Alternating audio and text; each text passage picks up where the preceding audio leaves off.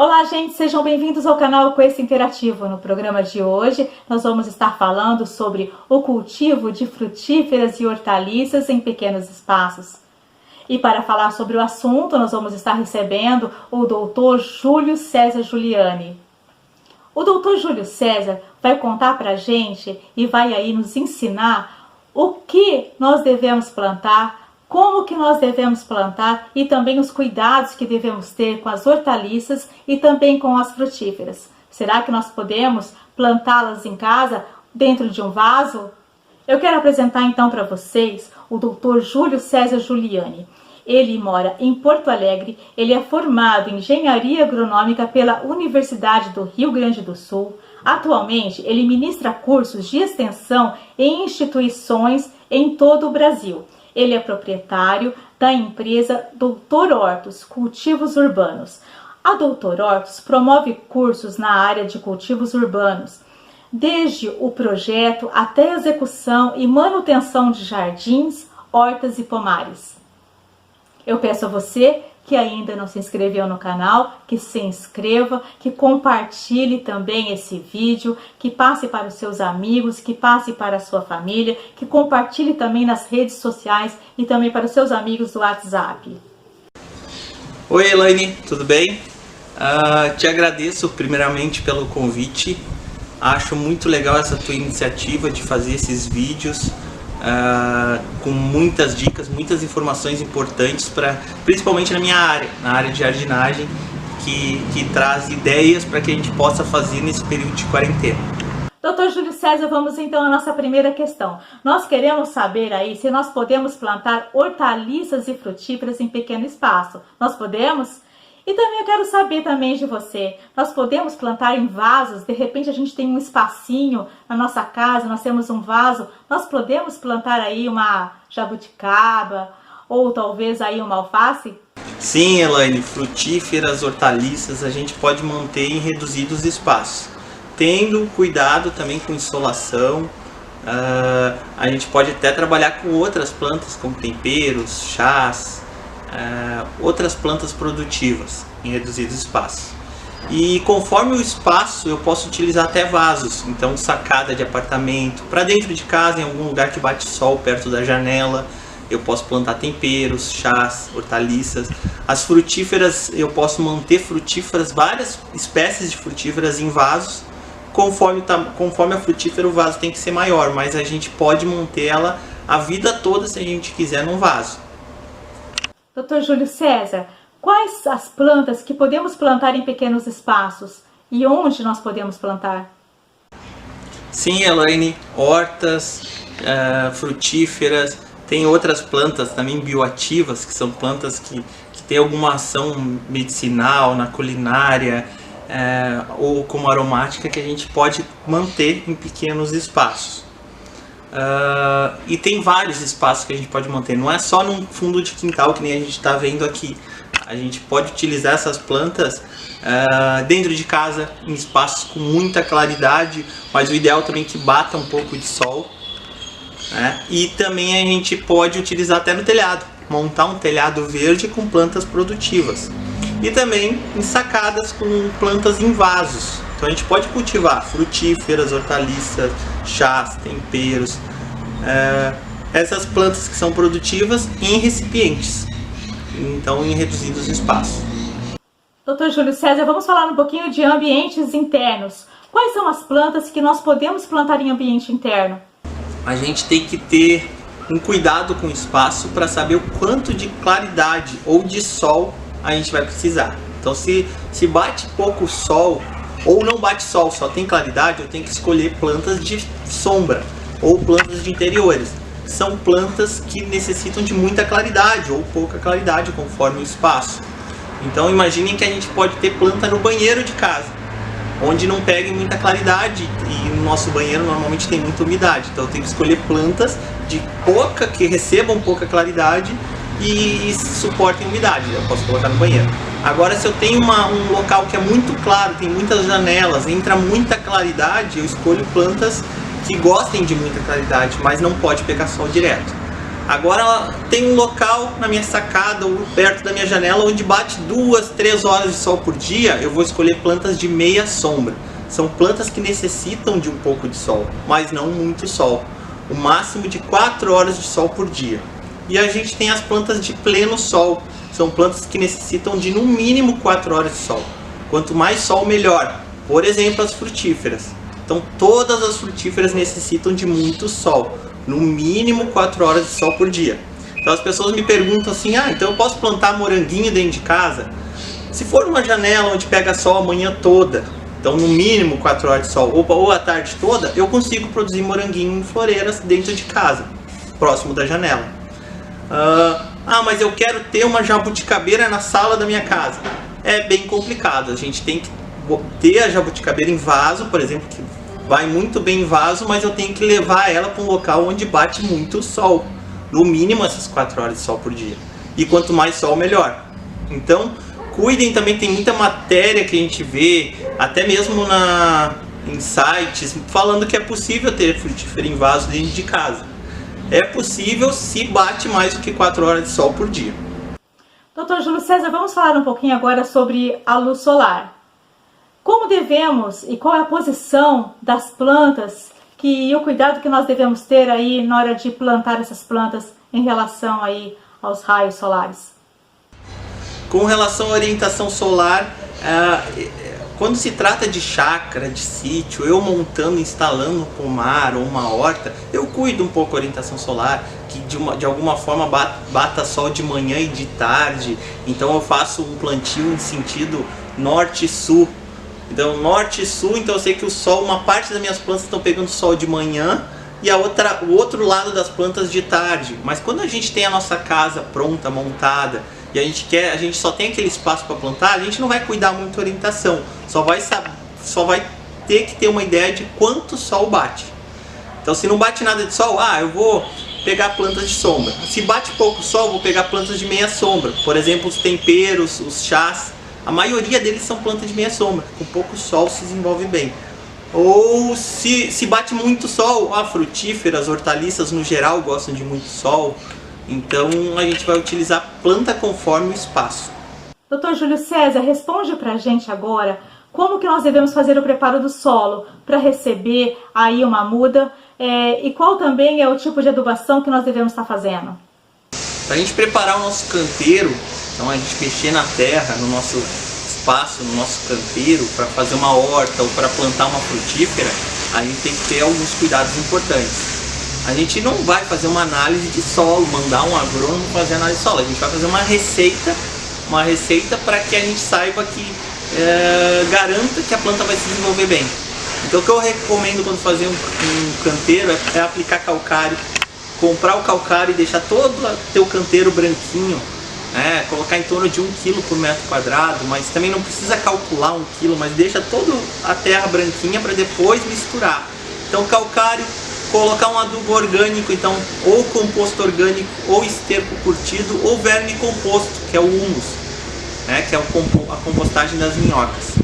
Então é isso que eu recomendo para você fazer o preparo. Calcário e algum adubo orgânico misturado, incorporado na minha terra. Na hora de revolver o canteiro, de preparar o canteiro, vocês têm que cavucar 20 até 30 centímetros, deixar ele bem fofo, bem aerado. Isso vai garantir que a hortaliça venha com toda a força. Com relação à frutífera, às vezes a gente não consegue preparar todo o espaço onde vai estar a frutífera. Então eu vou fazer o canteiro por cova. Então eu recomendo, já que daqui a pouco a minha terra é fraca, eu faço um canteiro, uma cova grande, de 50 por 50 por 50 de profundidade, centímetros. Então assim, é uma cova bem grande, mesmo que a mudinha seja pequena, tem que fazer uma cova bem caprichada. Porque ali eu vou garantir que por um ano e meio, aquelas raízes se desenvolvam bem, da mudinha pequena, e depois ela tem a força de seguir adiante e quebrar barreiras e se desenvolver. Então faça uma cova grande. Nessa cova, colocar de meio quilo de calcário e também um balde de uns 10 quilos, 12 quilos de composto orgânico ou esterco ou verme composto misturado naquela terra. Então toda aquela terra que foi tirada eu coloco meio quilo de calcário e um balde de composto orgânico ou esterco misturado, para depois a gente plantar. Com relação ao vaso, a gente pode utilizar vasos de cimento, de cerâmica, de plástico.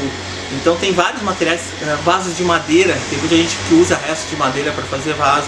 Tem que cuidar o tipo de material. Um vaso de madeira ou de metal, ele vai durar muito menos, vai ter uma duração menor.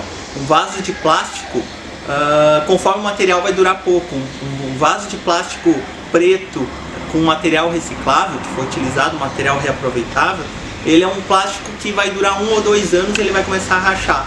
Agora tem os plásticos que são com material mais puro, né? Principalmente aqueles vasos marrons, de outras cores, que não sejam preto, eles vão durar muito mais, por causa do material. Vaso de plástico a gente pode regar menos, porque a planta ela vai perder menos umidade, porque ela tem as paredes do vaso impermeabilizadas. O que vai evaporar do que tem ali daquela terra, daquele substrato, vai evaporar por cima. Enquanto que um vaso de cimento ou de cerâmica, as paredes do vaso são porosas, tem espaços com ar, e por ali se perde também umidade por evaporação. No vaso a gente tem que cuidar, que tem que fazer a drenagem do vaso, a gente tem que colocar uma camadinha de brita, de argila expandida, telha quebrada, isopor picado. É um material para fazer a drenagem, para que a água sempre que chegue no fundo ela drene muito bem pelos furos. Então muito importante também é que tenha furo nos vasos. Se eu pegar um vaso grande e tiver só um furo, eu tenho que pegar uma furadeira, alguma coisa e fazer outros furos. Porque não pode pecar por ter só um furo. Então daqui a pouco, se o vaso é grande e tem um furo, faz mais furos. Eu uso uma manta, que é a manta de bidim, ou manta de drenagem. Eu coloco por cima dessa camada de brita, por exemplo, ou de drenagem. Eu coloco a manta de bidim porque eu garanto que por vários anos nunca vai ficar água entupida no fundo do vaso. Então o excesso de umidade no vaso é muito ruim, tem que sempre drenar muito bem. E daí eu uso substrato para plantas, eu não uso terra. Terra eu uso lá no canteiro, que eu mexo na minha terra, ponho um adubo. No substrato, no vaso eu utilizo substrato para plantas. É um material que foi passado por uma peneira, por uma compostagem. Então é restos de folhas, de cascas, a gente encontra em agropecuária, floricultura. Então são vários materiais que se tornam o meu substrato onde eu vou plantar. Ele vai ter uma boa quantidade de adubo, já vai estar pronto para eu plantar. Substrato para planta, a gente vai encontrar a base de casca de cana, bagaço de cana, engaço de uva, casca de eucalipto, casca de acácia, casca de turfa, casca de arroz queimada, carbonizada, crua. Então são vários materiais, a fibra de coco também, chips de coco. São vários materiais que, às vezes, uma composição de diferentes substratos vai dar um substrato ideal para aquele meu cultivo de plantas. Substrato tem várias características importantes. Ele é leve, tem grande porosidade, tem um bom espaço de aeração, que é importante porque as raízes elas precisam de uma aeração lá onde elas estão se desenvolvendo. Então, falando grosseiramente, elas precisam respirar para se desenvolver bem, as raízes das plantas. Vai ser um material bem leve. Vocês já tem, por exemplo, plantas que precisam ser leves, plantas que precisam de substrato leve para se desenvolver bem, que nem as orquídeas, algumas bromélias. Então, assim, são várias características químicas, biológicas, físicas importantes no substrato, que são muito melhores do que a gente colocar terra num vaso. Daí vocês imaginem, daqui a um tempo vai ser proibido a gente comprar uma terra preta, uma terra adubada, uma terra vegetal, porque essa terra está sendo tirada de algum lugar. Tem gente cavando buraco, destruindo barranco para nos fornecer essa terra. O substrato é muito mais ecológico e quem utilizar o substrato vai ver que ele é muito melhor do que a gente utilizar a terra no vaso. A adubação é um tema bem importante. Eu acho que isso daí, além da qualidade da muda, que você comprar uma muda de qualidade, que está bem formada, está com o torrãozinho bem formado, é a garantia, junto com a adubação, é a garantia de que meu pomar ou a minha horta vão ter um sucesso. Então não adianta eu fazer tudo, adubar bem e a minha muda ser uma muda que já veio doente. Então tem que tomar esse cuidado com a muda. E a adubação, se a gente quer garantir que todo ano a minha frutífera dê, por exemplo, uma caixa de laranja, a minha laranjeira, eu quero garantir que sempre produza com qualidade, eu tenho que garantir também que eu vou dar um adubo para que todo ano ela produza aquela caixa de frutas. Então, por exemplo, uma caixa de laranja, ela vai ter lá 15 kg de nitrogênio, 5 kg de fósforo, 2 de potássio, né? Então, todos esses macro, que são macronutrientes que são exigidos em maior quantidade, e micronutrientes que são exigidos em menor quantidade, que entre macro e micronutrientes são 13 nutrientes essenciais, a planta ela tem que receber isso todo ano, ou algumas épocas do ano, para garantir que aquela planta esteja muito bem saudável, para que ela possa produzir sempre. Porque eu vejo muita gente, por exemplo, que me procura porque a planta nunca mais deu flor e nunca mais deu fruto. Justamente falta de adubação, porque por vários anos ela conseguiu dar flor e fruto, mas chegou uma hora que ela não tinha mais reserva, ela não tinha de onde tirar esses nutrientes para se desenvolver. O que eu recomendo no geral, para frutíferas, hortaliças, chás, temperos? É a gente utilizar um composto orgânico, um esterco curtido ou um verme composto, o humus da minhoca. Esse material ele vai ter esses 13 nutrientes que eu falei essenciais, nesse material que eu vou colocar na terra ou no meu vaso, garantindo que a planta ela vai se desenvolvendo muito bem, e aos poucos a gente só vai largar em cima do vaso esse composto ou esse esterco, por cima dos vasos ou por cima da minha horta, garantindo que por vários meses a planta ela vai estar absorvendo um pouquinho daquele adubo. O que eu não recomendo nunca para vocês é ir na agropecuária ou ir na floricultura comprar aqueles NPK, nitrogênio, fósforo e potássio. Ali é um granulado, um produto que é mineral, químico, que você vai lá e coloca aquele granulado e ele se dissolve e libera para a planta o nitrogênio, fósforo e potássio. Boa parte daquele nitrogênio, fósforo e potássio ele é volatilizado com o tempo, rapidamente, ou lixiviado. Com a água da irrigação se perde muito. Então muito pouco a planta absorve e rapidamente, em uma semana, 15 dias, já não tem aquele nutriente mais para a planta. E se você aplicar muito NPK, você vai acabar com as minhocas que tem na tua terra, você vai acabar com a microbiologia do seu solo.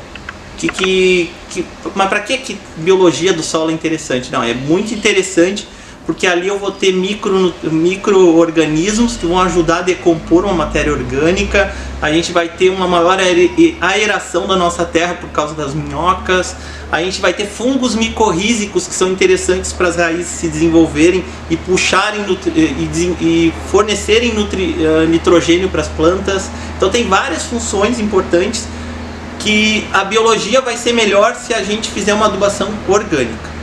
Doutor Júlio César, vamos falar um pouquinho sobre cultivo orgânico. É possível aí a gente fazer um cultivo orgânico em pequenos espaços? Como vocês já perceberam nas outras respostas, é muito possível e eu acho que é o futuro, né? A gente pensar em qualidade, pensar em cultivar plantas no nosso espaço com qualidade, porque a gente vai se alimentar daquilo. Espero que futuramente não se possa vender esses produtos químicos, esses agrotóxicos que ainda são fáceis da gente encontrar até em agropecuária. Então são produtos cancerígenos, produtos que nos trazem problema para a nossa saúde, dos nossos filhos, nossos parentes. Então assim, é importantíssimo que vocês façam sempre uma adubação orgânica. Tem receitas que são para controle de pragas e doenças, que são importantes, que a gente pode fazer de uma forma agroecológica, uma forma que vai ser eficiente para a nossa horta, para o nosso pomar. Então sempre façam uma adubação orgânica. Doutor Júlio César, vamos falar um pouquinho sobre irrigação? Quando e como devemos irrigar? É necessário fazer reposição de nutrientes e cobertura para a manutenção? Irrigação é um tema importantíssimo. Vocês têm que ter um ponto de água próximo, tem que saber que vocês vão ter que irrigar. Se for no verão forte, se estiver batendo muito sol naquela planta, vão ter que regar diariamente. Então tem que ter uma noção boa do espaço de vocês. Eu não vou poder regar todo dia, eu vou botar um sistema de irrigação. Mas eu quero, todo dia eu vou ter um acesso. Então não precisa, eu vou eu mesmo regar. As plantas no geral têm um comportamento diferente, a gente tem umas plantas que são mais suculentas, que são também os cactos, são plantas que a gente não pode regar muito. Para vocês terem uma ideia, uma cactácea ou uma suculenta, no verão forte a gente vai regar uma vez por semana, enquanto que no inverno a gente pode regar a cada 15 dias. Agora falando das nossas plantas bioativas, plantas produtivas, no geral elas exigem muita água. Então a gente vai manter sempre o canteiro mais úmido. Uma regra geral, a gente colocar o dedo na nossa terra, no nosso canteiro ou no nosso vaso, a gente coloca o dedo na terra e tira o dedo. Se o dedo sair limpo, sair seco, sem grudar a parte da estrutura do substrato ou da terra, ficar grudado no nosso dedo, então ficou seco, é porque está seco ali, então eu vou regar. Se eu coloquei o dedo e saiu todo sujo com parte de terra e substrato, eu não preciso regar. Então esse é um cuidado geral. A época de irrigação, período de irrigação, a gente pode regar ou de manhã cedo ou no final da tarde. A gente nunca pode regar nas horas fortes do sol, das 10 da manhã até umas 4 da tarde. Isso daí vai trazer vários prejuízos para a planta regar nesse horário. Porque a planta está a pleno vapor fazendo fotossíntese, com os estômatos abertos, eu vou lá e jogo água, rego a planta, ela rapidamente fecha os estômatos para a fotossíntese, ela entra em colapso. Ela estava num processo e daí acaba aquele processo. Para ela voltar a fazer fotossíntese levam várias horas. De repente, conforme a planta naquele dia, ela já não faz mais fotossíntese, então ela sofre um estresse. Então é importante não regar nas horas quentes do sol, do dia. Isso é o mais importante. Agora, se rega de noite ou de manhã, a diferença é muito pouca. O ideal que pesquisadores fizeram trabalhos mostrando, de manhã cedo seria melhor do que de noite, porque de manhã durante o dia que a planta vai ter maior atividade, vai exigir mais água. Durante a noite ela exige menos. Só que eu, por exemplo, o meu tempo que sobra é de noite para regar. Eu rego, eu nunca tive problema, porque eu rego com a frequência correta. Por exemplo, no verão, quase que todo dia ou todo dia, com relação a vaso principalmente, no verão a gente tem que regar todo dia. Mas aquela dica importante é colocar o dedo para ver se está úmido ou não. Quando a gente faz uma adubação no plantio, a gente vai plantar, a gente coloca uma certa quantidade de composto, de esterco e aduba para depois plantar. Então essa a gente chama de adubação de base. Então a gente já adubou, a planta, a terra está bem adubada, eu coloquei as minhas mudas. Por certo período a gente não precisa fazer nada, porque a planta o canteiro já está adubado. Mas com o tempo, lá 2, 3 meses após, a gente tem que, ou quando for renovar as hortaliças, readubar, colocar mais composto e misturar, ou se não, fazer adubações de cobertura, com adubos foliares. Tem adubos à base de chorume, adubos orgânicos que a gente vai diluir em água e vai utilizar no nosso canteiro com a água do regador, pode molhar todas as folhas. Os adubos foliares é interessante a gente molhar as folhas, porque a planta ela absorve rapidamente aquele adubo. Então, eu digo que o soro na veia da planta é o adubo foliar. Então, a gente quando recebe soro na veia, a gente fica bem, né? A gente está meio mal para baixo, a gente melhora. A planta também, o soro da veia da planta é o adubo foliar que a planta absorve naquele dia, naquele momento. Então, é interessante o adubo foliar. E também, a cada 6 meses, a gente pode colocar no nosso canteiro um pouco de composto orgânico nos nossos vasos, uma boa camadinha de composto orgânico ou esterco por cima dos vasos. Então é só largar por cima dos vasos, não é para ficar cavucando e incorporando o adubo. Ele aos poucos vai sendo liberado para as plantas. Dr. Júlio César, responde para a gente agora quais os tratos culturais necessários e adequados para a manutenção das plantas. Então a gente tem vários cuidados que a gente pode ter para ter um sucesso na nossa horta, no nosso jardim, no nosso pomar. Então assim, a gente tem que estar sempre de olho se tem alguma planta, algum galho secando, algum galho doente, ou um ataque muito forte de inseto, a gente tem que estar de olho. Então um dos tratos culturais que são importantes na nossa horta, no nosso pomar, é a poda. Então a gente tem que fazer essa poda de limpeza o ano todo. Tirar galho seco, tirar algum galho que está muito atacado e daqui a pouco a planta não está atacada por inseto, só aquele galho a gente pode tirar aquele galho. A gente tem que acompanhar, a irrigação é um trato cultural bem importante, que faz parte também, que não pode faltar água. Não adianta a planta estar bem adubada, estar bem podada, estar bonita, estar no sol e faltar água. Isso é o suficiente para ela não absorver adubo nenhum e sofrer.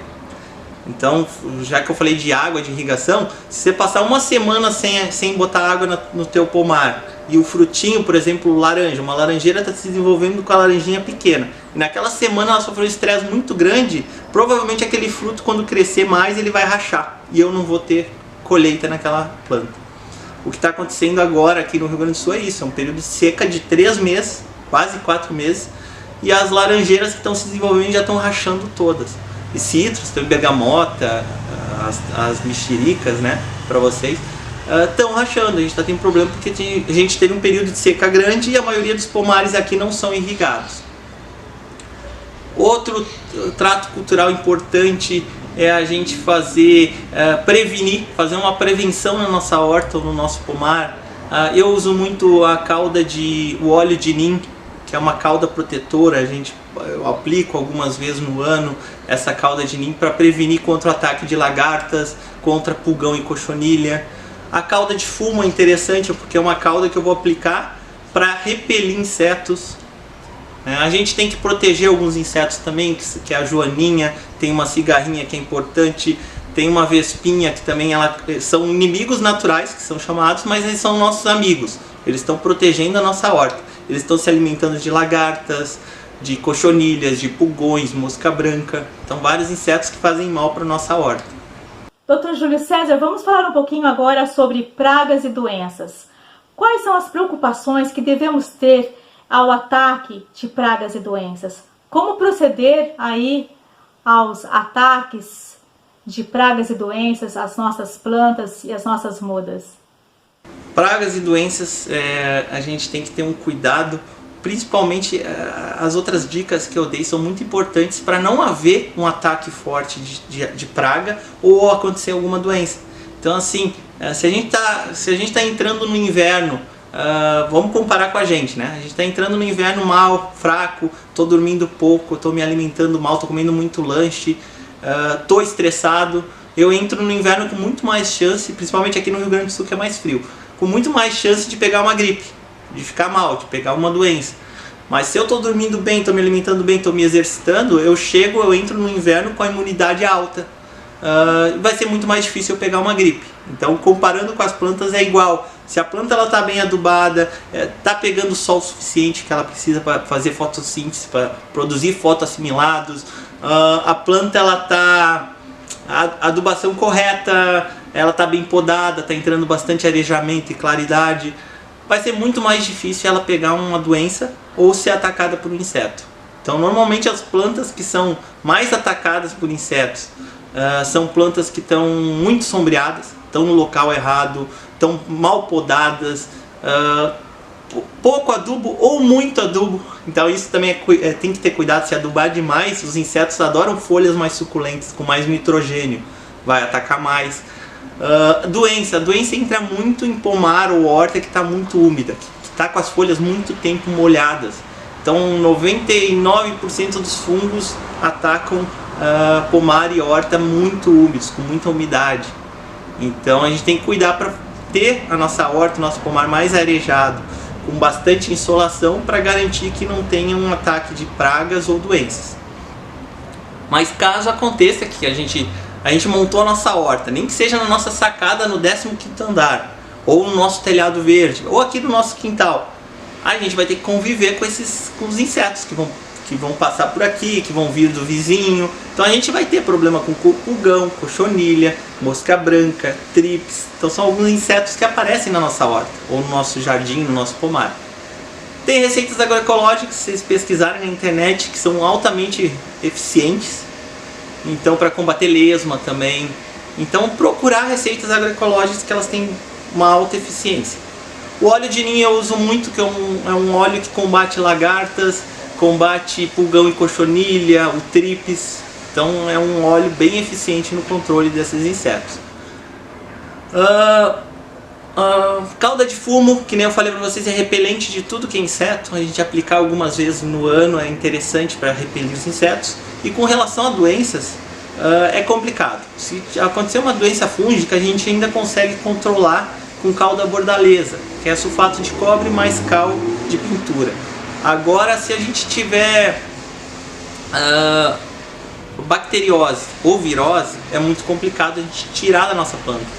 A gente vai tentar combater com fungicidas, eu não recomendo fungicidas mais fortes. E da mesma forma ela vai permanecer na planta, principalmente uma virose. Então eu recomendo tirar aquela planta, eliminar aquela planta que está secando. Normalmente uma virose a planta ela seca por inteiro. Ou bacteriose, e a gente substituir essa planta por uma planta sadia. Mas se a gente verificar que deu uma virose, alguma coisa muito forte, uma bacteriose, a gente tem que desinfetar aquele vaso, trocar toda aquela terra ou aquele substrato, fazer uma boa limpeza para plantar novamente, porque senão permanece ali no solo o fungo, a bactéria. Doutor Júlio César, sabemos aí que há um desafio muito grande em termos de plantar uma hortaliça ou uma frutífera em vasos ou em pequenos espaços, né, ou também em ambientes internos. Fala pra gente aí, quais são os principais desafios e como a gente sair disso? Desafios, eu acho que é um geral de tudo que eu falei. Cuidar o espaço, o que colocar, o que tem no meu espaço, escolher a planta correta para o seu espaço. Uma dica importante, você tem que saber quanto tempo você vai ter para sua horta, ou para o seu jardim, ou para o seu pomar. Ah, mas eu só vou ter o final de semana para cuidar da minha horta. Tá, então eu não vou fazer uma horta muito grande. Eu não vou plantar hortaliça, que às vezes uma semana você já perde muita coisa na hortaliça se você não cuidar diariamente. Então eu vou botar temperos e chás, por exemplo. Ou frutíferas, que eu posso cuidar uma vez por semana, só tem que cuidar durante o resto da semana se vai ter uma irrigação. Então saber quanto tempo você vai ter para cuidar do teu jardim, da tua horta, do teu pomar. Se é pouco tempo, faz tudo muito menor, né? Não faz uma horta muito grande, que você vai ter muito mais trabalho nessa horta. Então pessoal, agora eu vou fazer uma prática rápida de jardinagem em vaso. Vou fazer num vaso de cerâmica pequeno. Tem que ter aquele cuidado que eu falei pra vocês do vaso ter pelo menos um furo. Se for um vaso até esse tamanho, tudo bem, um furo. Agora maior do que isso é bom ter vários furos. Tem que ter aquele cuidado que nem eu falei, que vaso de plástico, que nem essa floreirinha, esse vasinho, essa cuia de plástico, a gente vai ter que regar menos do que um vaso de cerâmica. Importante a gente fazer uma boa drenagem. Então, tem o meu vaso, tem o furo do vaso. Nesse caso aqui, para fazer a drenagem do meu vaso, eu vou utilizar argila expandida. Então, a argila expandida é um material que é muito utilizado na jardinagem por ser um material leve. Então eu coloco uma pequena camada no fundo do meu vaso. Podem ver aqui, é para forrar o fundo, para evitar que fique água parada no meu vaso. E vou utilizar a manta de drenagem, que é o bidim. Então essa manta de drenagem a gente sempre corta maior do que o vaso e acomoda nele. Então a gente não tem problema ter sobras nas laterais do vaso. O problema é que se for curto demais. Assim eu vou garantir de que a terra ou o substrato que eu colocar aqui, ele não vai entupir, se envolver no meio da argila expandida e entupir o fundo do vaso. Eu vou garantir que por anos vai funcionar muito bem essa drenagem. Nunca vai ficar água parada aqui. Uma dica também bem importante nesse caso da jardinagem é a gente utilizar luva. Parece bobagem, mas a gente acaba se cortando, pegando algum fungo nas unhas. Então é interessante a gente utilizar uma luva de jardinagem. Aqui eu tenho um substrato misturado com composto orgânico. Então aqui tem turfa, que é um substrato, e um adubo orgânico, que é o composto orgânico. Então aqui não tem terra, é um substrato. Eu vou acomodar o meu substrato, eu vou acomodar no vaso.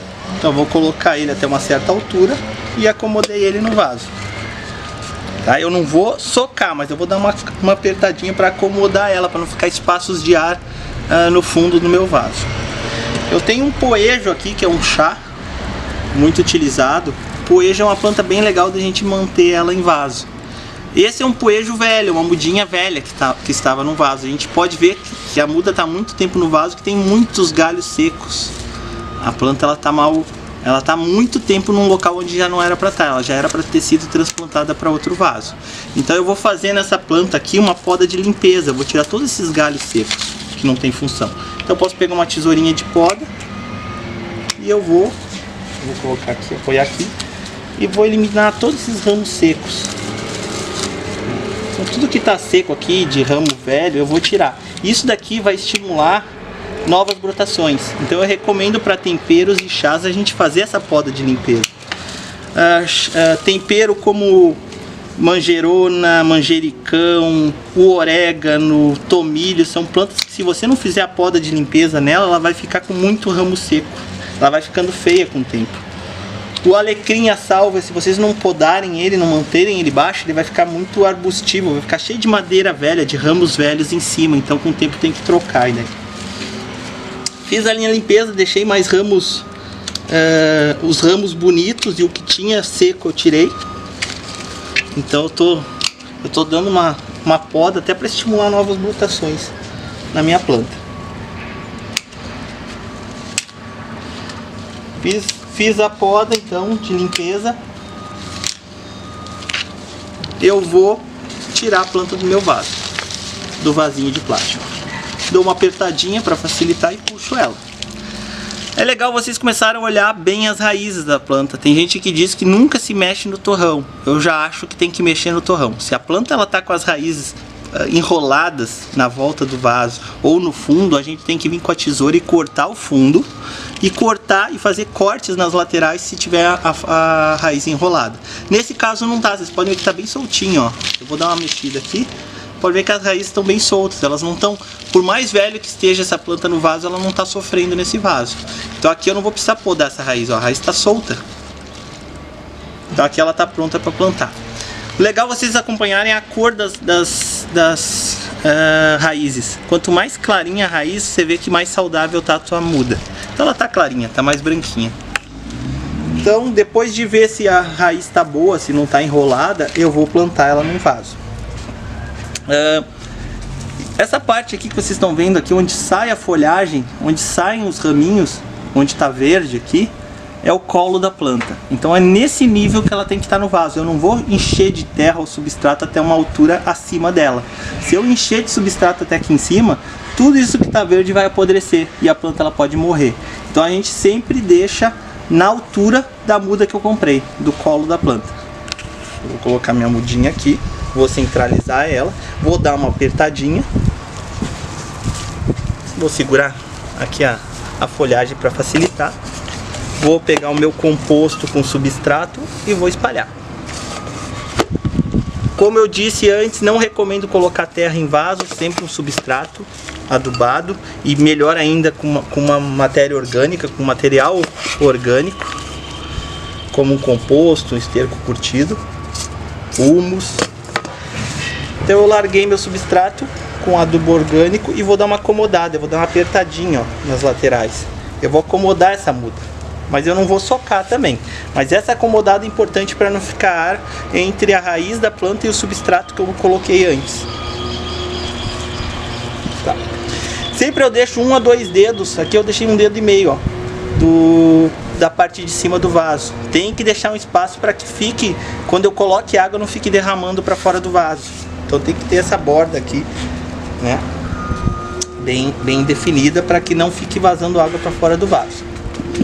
Então aqui plantei. O que eu poderia fazer aqui? Eu poderia colocar casca de pinos, casca de eucalipto, chips de coco, algum material grosseiro aqui por cima para manter a umidade e para que não venha para que não surjam plantas espontâneas aqui no meio. Então um exemplo disso é essa figueira aqui que eu plantei no vaso, eu coloquei casca de pinos. Então aqui nunca fica surgindo plantas espontâneas no meio e sempre mantém a umidade do vaso. Voltando aqui, o poejo ele é uma planta pendente, ela pende para fora do vaso, então ela vai continuar tendo essa característica de pender para fora do vaso. Eu ainda posso tirar mais alguns ramos secos, que agora que eu abri ela eu consigo enxergar melhor. E tá aqui o meu vaso que eu vou levar para a minha sacada do meu apartamento. O poejo, como a maioria dos chás, com 3 horinhas de sol já é o suficiente para ele se desenvolver bem. Ele é uma planta de meia sombra.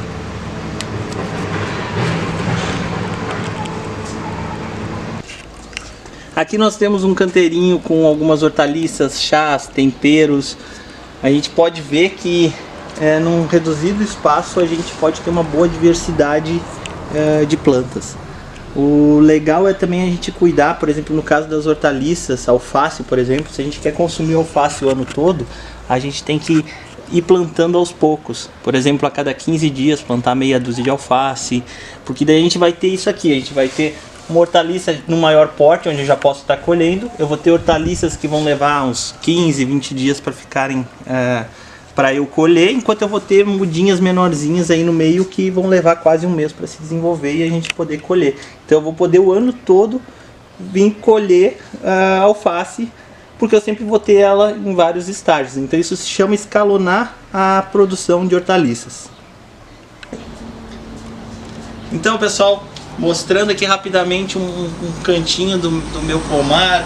A gente pode ter plantas em canteiros, que a gente sabe que elas vão se desenvolver com muito maior facilidade do que num vaso, mas eu também tenho as minhas frutíferas em vaso. Nesse caso eu tenho uma frutífera em vaso, num vaso muito grande, também é uma frutífera que tem quase 20 anos, essa jabuticabeira. Então eu restringi ela até esse ponto, até manter com 300 quilos aqui, 300 litros de volume. A partir daqui, faz alguns anos que eu mantenho ela podando ela. A cada 2 anos eu podo ela e mantenho, coloco ela novamente no vaso. Então, um cuidado importante com a frutífera em vaso. Ali a gente já pode ver pequenas frutíferas em vasos. Então tem a laranjinha com quate, a figueira, jabuticabeira produzindo jabuticabas, né? Então, pequeno porte a gente também pode manter podando a frutífera.